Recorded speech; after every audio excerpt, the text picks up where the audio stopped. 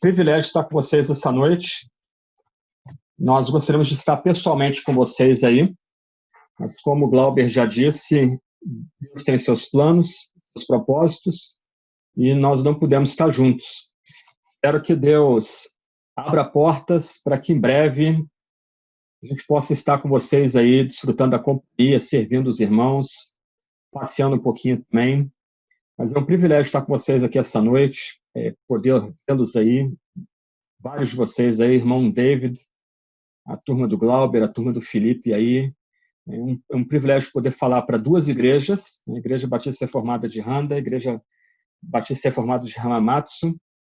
Eu sei que tem um irmão aí do Betel também, onde a gente teve o privilégio de estar no passado, também pregando, né? Então, queria saudar todos aí com a paz de Cristo. Um tempo tão complicado, né?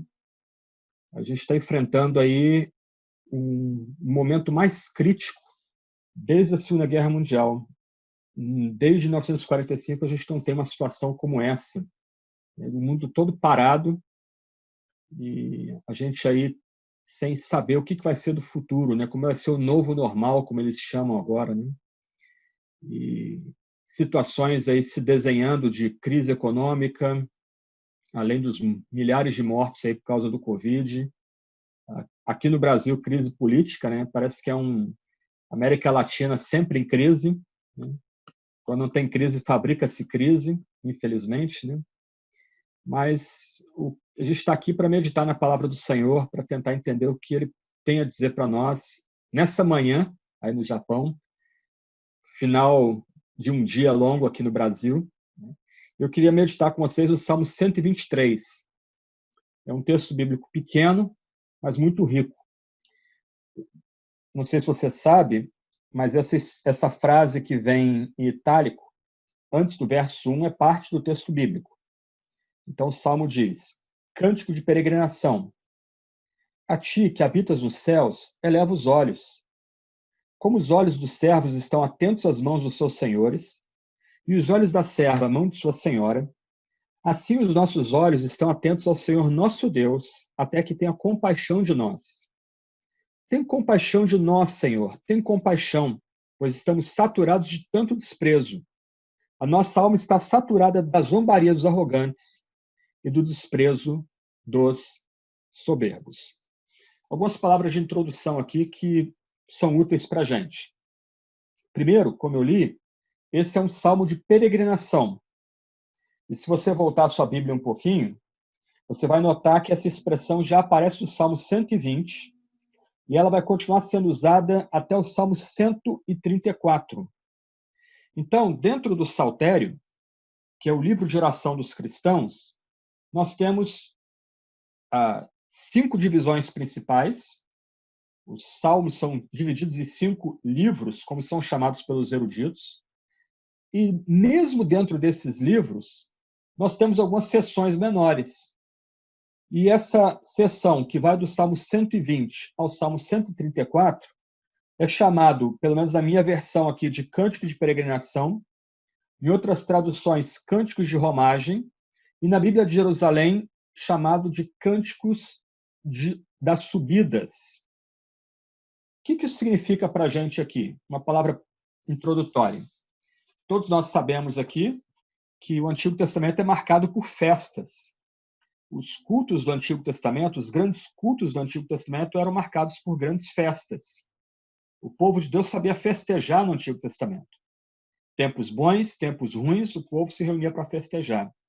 E haviam festas muito importantes, como a festa da expiação, onde homens e mulheres, crianças, estrangeiros convertidos ao culto ao Deus vivo, vinham de todas as tribos para louvar o Senhor no Monte Sião, em Jerusalém e no templo.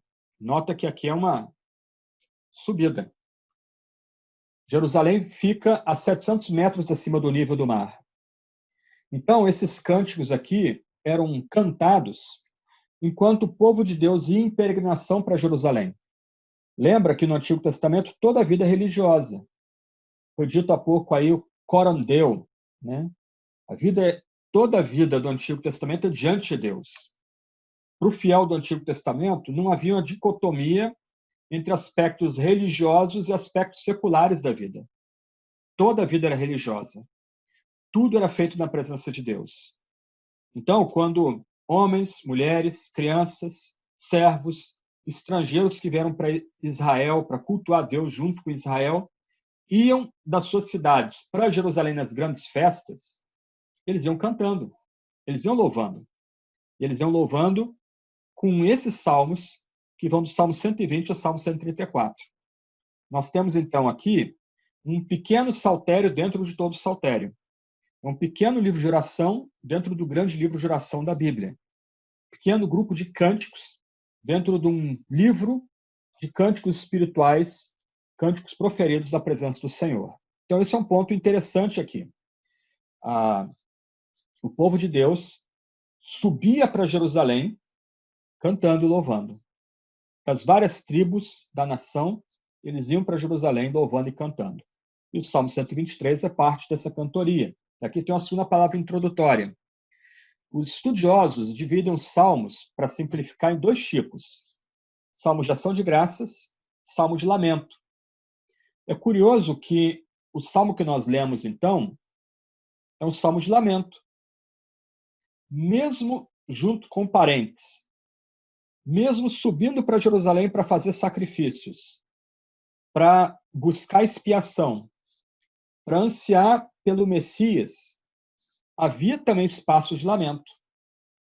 Numa vida vivida na presença de Deus, o lamento era importante para o antigo povo de Deus. Aqui a gente lembra da frase de Lutero. Lutero, certa feita, disse que Deus se agrada mais, ou se agradava mais, do praquejar do ímpio do que do louvor do hipócrita. Nem sempre a gente está bem. Nem sempre nós estamos animados, encorajados. Muitas vezes a gente vai enfrentar ataques, nós vamos lutar com amargura. Muitas vezes a gente vai ver nossos sonhos se desfazerem.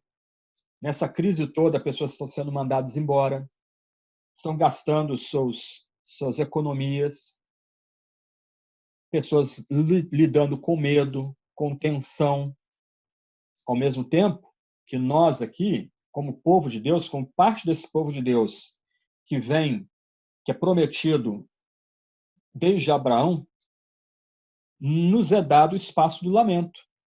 Nós somos chamados a lamentar. Se toda a vida é religiosa, nós somos convidados a lamentar. Não reclamar, não murmurar, mas lamentar. E o surpreendente é que no lamento nós temos esperança. Ok? Nós vamos tratar disso já já. Terceira palavra agora. Olhando o Salmo, nós vamos ver a palavra Senhor aparecendo algumas vezes nesse Salmo. Nota aí, ela aparece no final do verso 2, no verso 3 também aparece a palavra Senhor. Em nossas traduções protestantes, essa palavra é destacada. Nota que ela está no formato, a letrinha dela é diferente. Ela está no formato que a gente chama de versalete. É um destaque aí. Por quê? Porque o nome que aparece aí não é a expressão hebraica Adonai, que geralmente é traduzida por Senhor. No texto original, a palavrinha que se encontra aí é o nome de Deus, que era temido e não proferido no Antigo Testamento, Yahvé. O salmista, então, mesmo peregrinando para o lugar que ele mais ama, o lugar de culto, mesmo lamentando, e a gente vai descobrir daqui a pouco por que ele lamenta, ele chama Deus de forma familiar. Ele invoca Deus pelo seu nome particular, o nome que só ele revelou. Ele lembra a Deus, a quem ele dirige, que ele está falando com o Senhor do pacto, o Senhor que entrou na aliança consigo e com todo o povo. Tanto que ele começa orando de forma pessoal e depois ele se inclui, ou ele inclui a comunidade da fé nessa mesma oração. Então, nós estamos tratando de um salmo que está nesse âmbito, nesse contexto maior aí de cânticos de romagem ou de peregrinação de subida, que são orações e cânticos que eram proferidos quando se subia para Jerusalém para cultuar a Yahvé, no templo. Nós estamos lidando com o Salmo de Lamento, e nós estamos lidando aí, temos que destacar que esse Salmo de Lamento é dirigido ao Deus de Israel, ao Deus Criador, ao Deus que redime um povo que lhe é peculiar, um Deus que tem história em suas mãos, que comanda toda a história. Esse é Yahvé, esse é o Eu Sou. E no Novo Testamento, a gente tem a revelação completa de quem eu sou. O Eu Sou é o Pai, o Filho e o Espírito Santo. O salmista aqui lembra a gente que nossas orações são dirigidas a esse Deus, a um Deus que é eterno. O Eu Sou é traduzido como eu serei o que serei, ou eu sou aquele que é.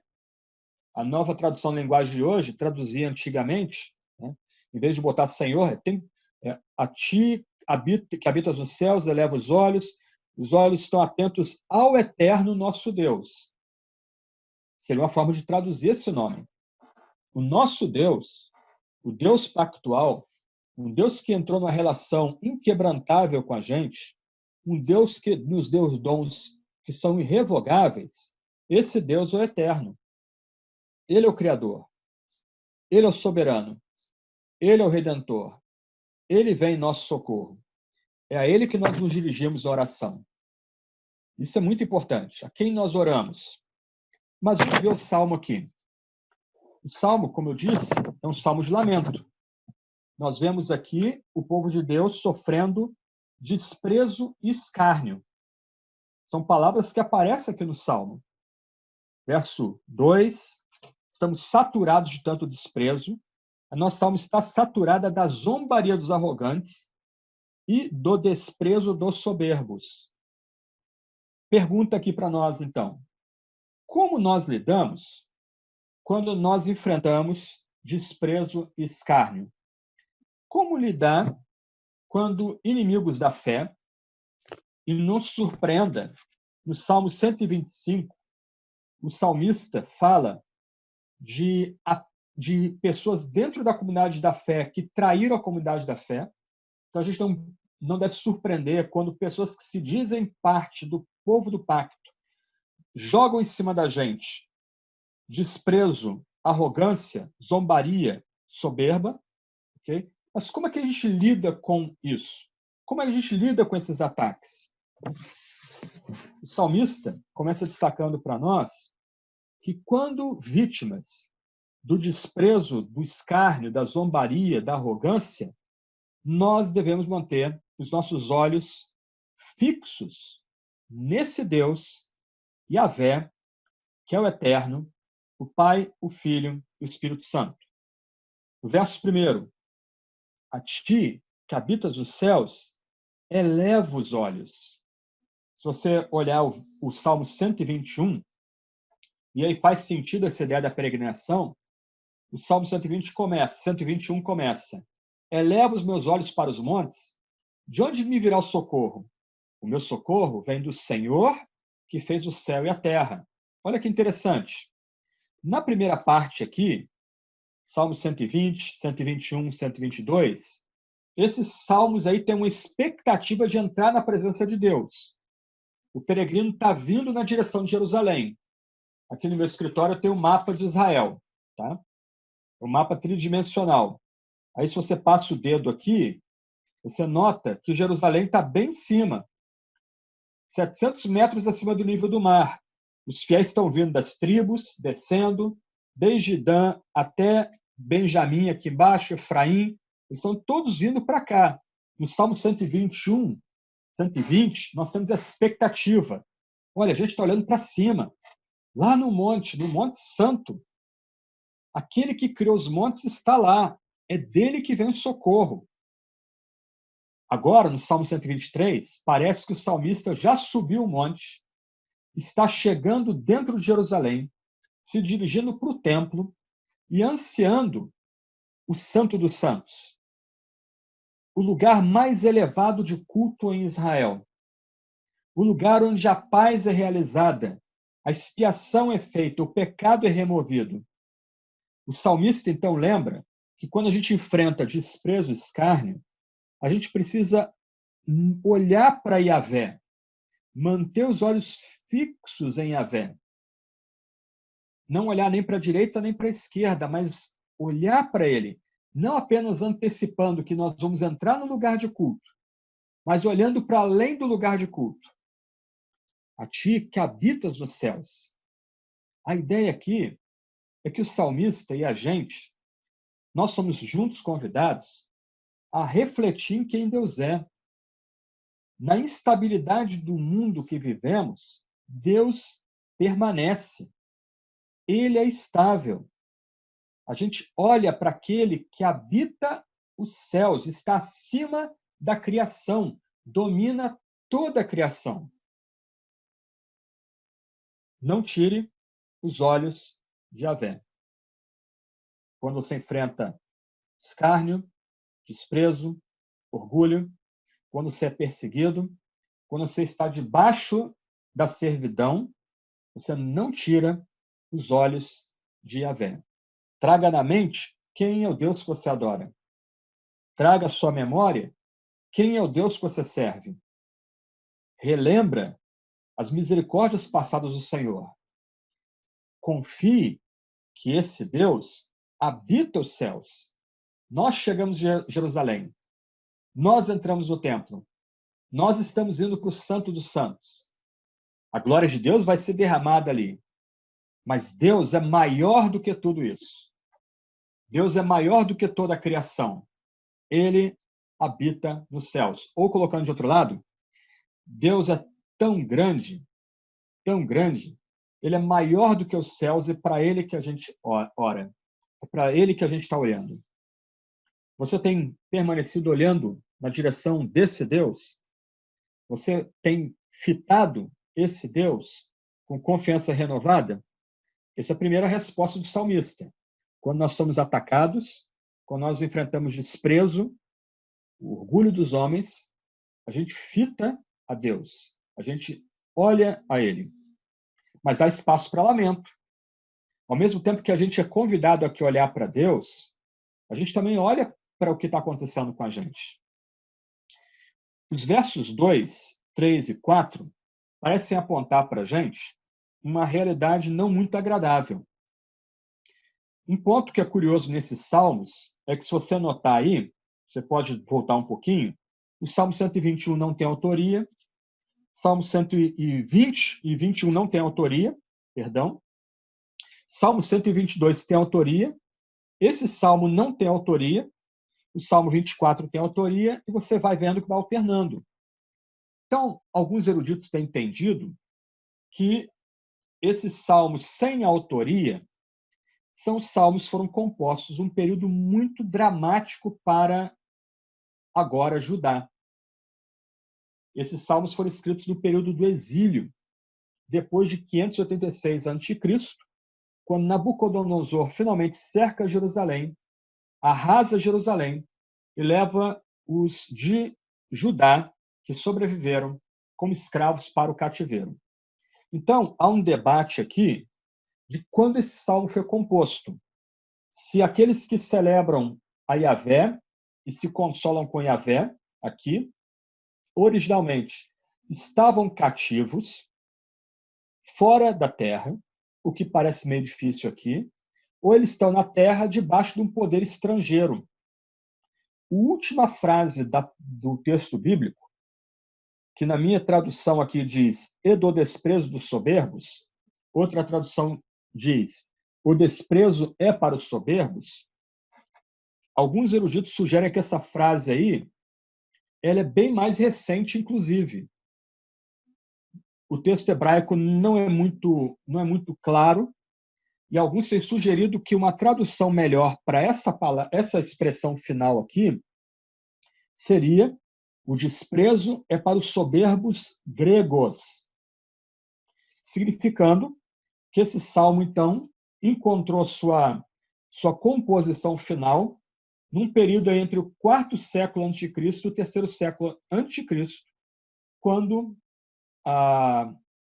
os da Macedônia dominavam aquela região. Todo esse pano de fundo histórico é para mostrar que, ainda que a gente seja instado pelo compositor dos Salmos a manter os olhos em Deus, a olhar para Deus o tempo todo, do outro lado, o autor do Salmo lembra que nós podemos olhar para o que estamos passando e colocar o que estamos passando na presença de Deus. O verso 2 é muito bonito. E aí o nome de Deus aparece aí. A ideia aqui é que o salmista compara a sua situação à situação de escravidão. E ele inclui aqui homens e mulheres do povo de Israel, do povo de Judá. Olha que bonito aqui.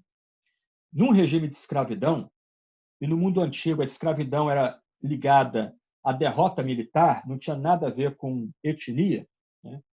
Judá foi derrotada, virou escravo e é mandada para a Babilônia.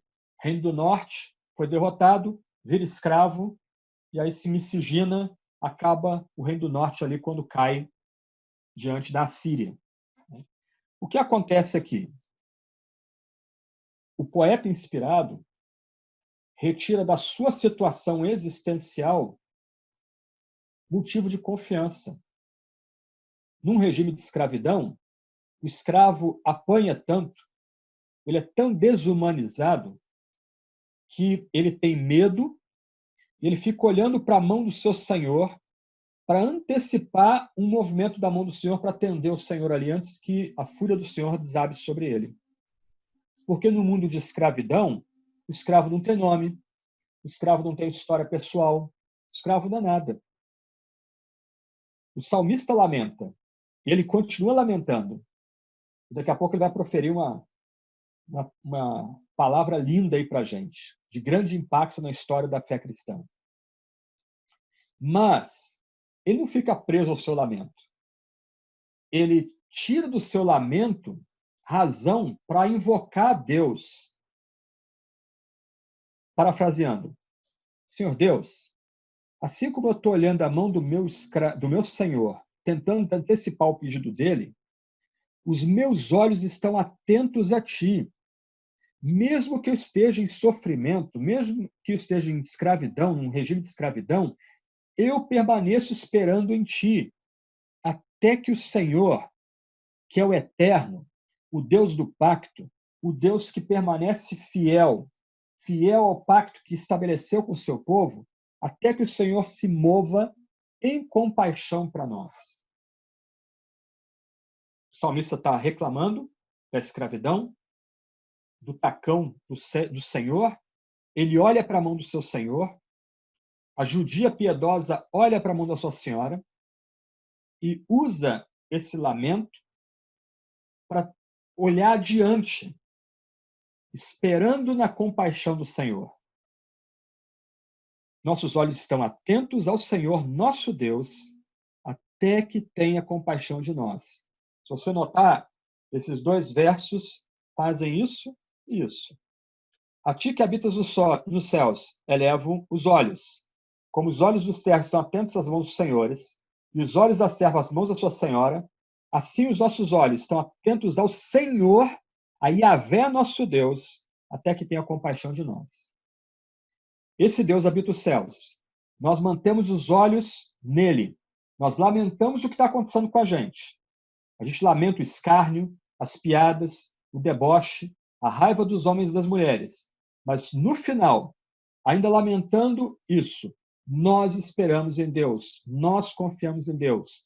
O Deus que entrou num pacto com a gente, o Deus que habita os céus e é eterno, que entrou num pacto com a gente, ele virá em nosso socorro, porque ele é o Deus da compaixão. Então, ao mesmo tempo que o salmista lamenta, ele mostra que, diante do desprezo, do escárnio, ele depende desse Deus. O lamento é permitido, não a reclamação, não a murmuração, mas o lamento. Mas o lamento é feito com expressão de confiança de que Deus vai ter compaixão. Deus vai ter compaixão. A gente olha os versos 4 né? Nossa alma está saturada, a ideia é que chegou ao limite. Cansamos. Chega. Nossa alma está saturada da zombaria dos arrogantes e do desprezo dos soberbos. Provavelmente aqueles que escravizam, aqueles que cantam o salmo, estavam ironizando, ridicularizando. Onde está o teu Deus? Cadê o seu Deus? Aí faz sentido a tradução da Bíblia de Jerusalém, o desprezo é para os soberbos. Uma tradução diferente, né? Aqui. A nossa alma está saturada da zombaria dos arrogantes e do desprezo dos soberbos. Outra tradução diria: a nossa alma está saturada da zombaria dos arrogantes, mas esses serão desprezados. A tradução faz sentido. A ideia aqui é que a gente olha para Deus enquanto lamenta a nossa sorte. Olhando para Deus, a gente expressa confiança nele, ao mesmo tempo que a gente lamenta. E a gente tem confiança que quando Deus vier, ele vai desprezar o arrogante, ele vai desprezar o soberbo. Agora, nós somos chamados, no meio do desprezo e escárnio, não tirar os olhos de Yahvé, a lamentar. Nós somos chamados a ter honestidade na presença desse Deus pactual. Nós somos chamados a expressar dependência de Deus. E aí vem o verso 3. Nós somos chamados a suplicar compaixão de Yahvé. Tenha compaixão de nós. Tem compaixão de nós, Senhor. Tem compaixão. Que oração bonita. A gente às vezes acha que por orar muito vai ser atendido. Estou parafraseando Mateus 6 aqui. O que conta mais aí não é a quantidade de tempo, mas a qualidade de tempo que a gente passa à presença de Deus. O Salmo 123 é uma oração pequenininha.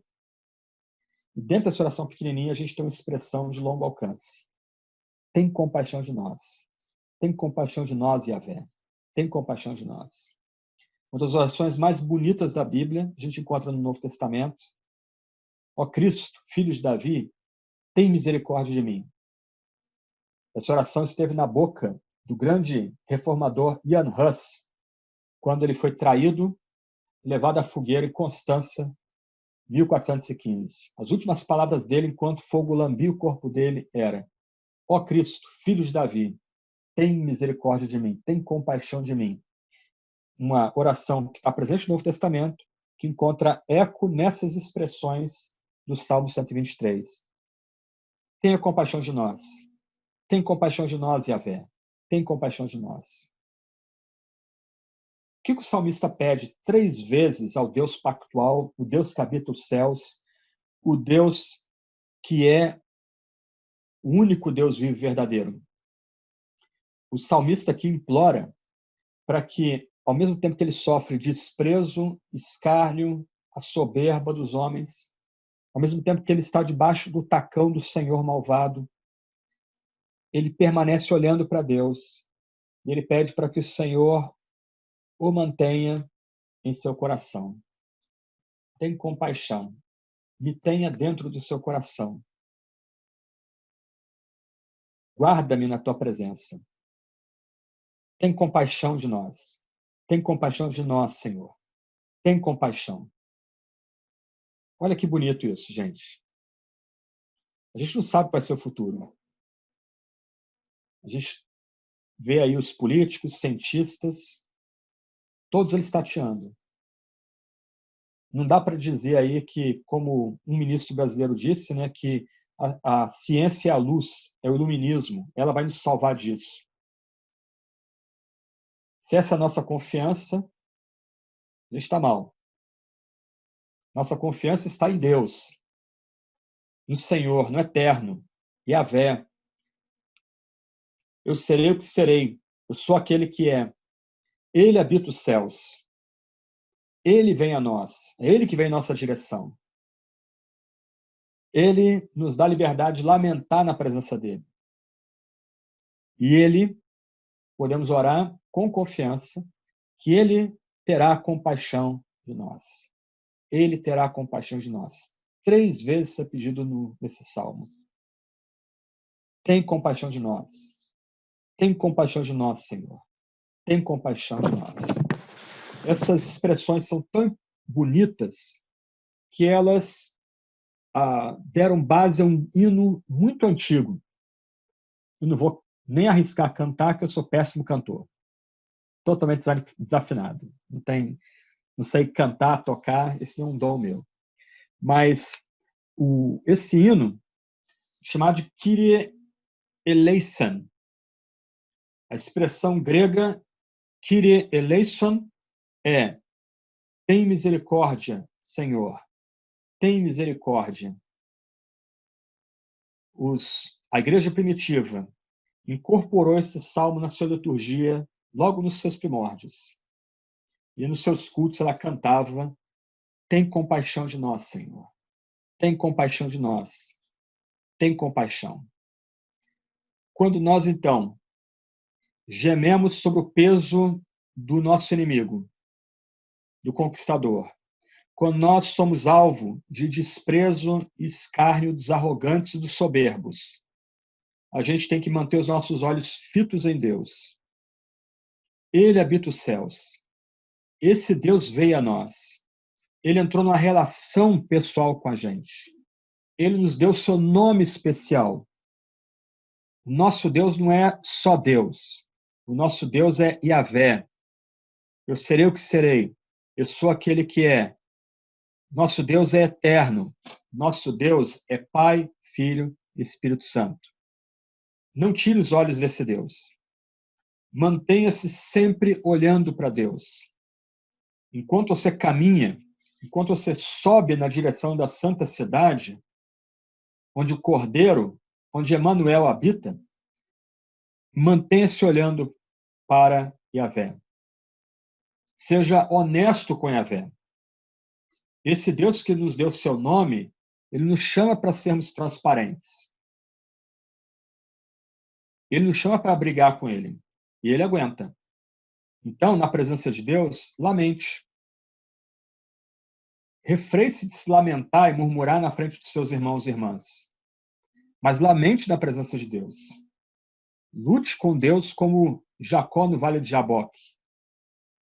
Coloque diante de Deus as suas angústias. Coloque diante de Deus o seu sofrimento. Você pode ser honesto. Você pode ser transparente a esse Deus que você olha. Esse Deus que você tem os olhos sobre ele. Dependa de Yahvé. É de Deus que virá compaixão. É de Deus que virá salvação. É de Deus que virá livramento. Busque compaixão em Yahvé. E aqui eu encerro lendo o hino. Não vou cantar. Só vou ler o hino. Ok? O hino diz assim. Lembra? Kyrie eleison é: tem compaixão, Senhor. Tem compaixão. Isso é repetido. Tá? O hino diz, primeira estrofe: como ovelha perdida, pelo pecado ferida, eu te suplico perdão, ó bom pastor. Kyrie eleison, Kyrie eleison, Kyrie eleison. Como ladrão perdoado, encontro o paraíso ao teu lado. Lembra-te de mim, pecador, por tua cruz. Christe eleison, Christe eleison, Christe eleison.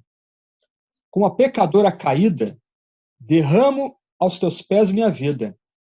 Vê as lágrimas de meu coração e salva-me. Kyrie eleison, Kyrie eleison, Kyrie eleison. Tem compaixão, Senhor. Tem compaixão, Cristo. Tem compaixão, Senhor. É assim que a gente enfrenta o desprezo e o escárnio. Olhe para esse Deus. Dele virá socorro. Vamos orar?